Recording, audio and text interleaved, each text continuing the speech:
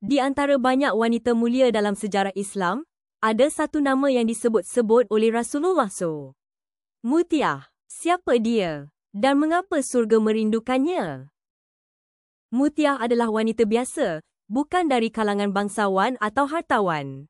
Tapi keikhlasannya, kesederhanaannya, dan akhlaknya menggetarkan langit.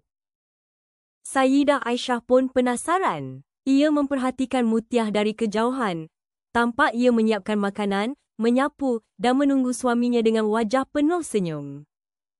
Mutiah melayani suaminya dengan lembut, penuh cinta dan hormat. Bukan kerana takut, tapi kerana cintanya kepada Allah.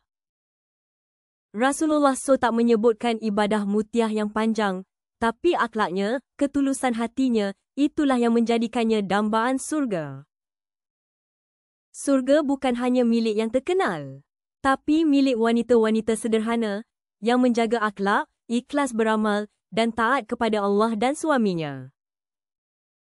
Semoga kita semua bisa meneladani akhlak mulia seperti Mutiah. Amin.